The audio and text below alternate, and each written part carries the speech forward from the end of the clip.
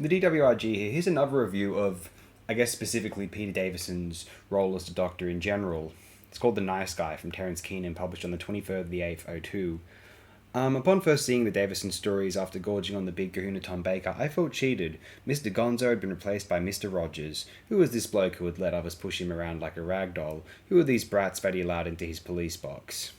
No, sir, I didn't like him, and like an obnoxious fanboy, not knowing any better, I cheered his demise in Androzani. The weenie was gone, replaced by someone who looked like they could whoop some ass in style. Let's move forward. I think Peter Davison did an amazing job under the most trying of circumstances replacing Tom Baker. He never phoned in a performance, always gave it his all, and in his own subdued way, gave a doctorish impression. The problem is they didn't find more stories to suit his characterization.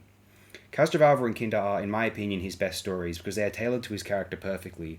Unfortunately, many of his stories are not. Earthshock, Terminus, Arc of Infinity, for example, and because they don't fit the Davison interpretation, the stories drag the character down several pegs. Conversely, the case of Androzani works because we have Davison doing a much different version of his Fifth Doc in a very un-Davison story. For the first time, we see the Fifth Doc as Davison wanted to play him, with style and verve.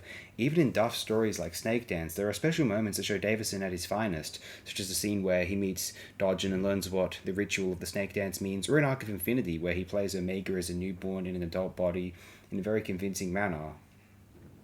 Me thinks the problem came down to the production team of Saywood and JNT. They were so dead against allowing all the fun and brilliance of the Graham Williams taint what they thought DW should be.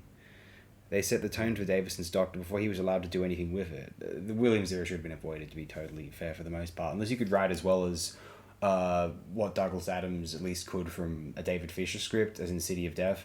Williams era fans always say, "Oh, City of Death, City of Death." City of Death's one fucking story, guys, and that was way better than everything else around it. And also Douglas Adams on Pirate Planet. So, and what are the other good stories of the Williams era? Holmes pieces. It's very telling. Rebus Operation, Sunmakers, he edited the first half of season 15, so like Fendal. You get some good stuff there. Anyway, blame for this also lands on fan advisor Ian Levine's head, who, from what I can tell, wanted Davison's Doc to be Pertwee reborn.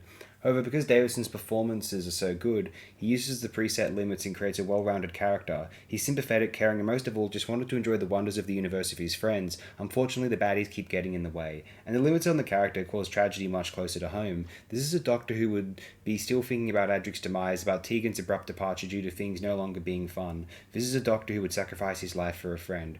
Final verdict, me thinks that the Peter Davison / Fifth Doc years were good ones, in spite of some rather unsound decisions. I think this is more a testament to the man in the cricket outfit rather than the man who created the template.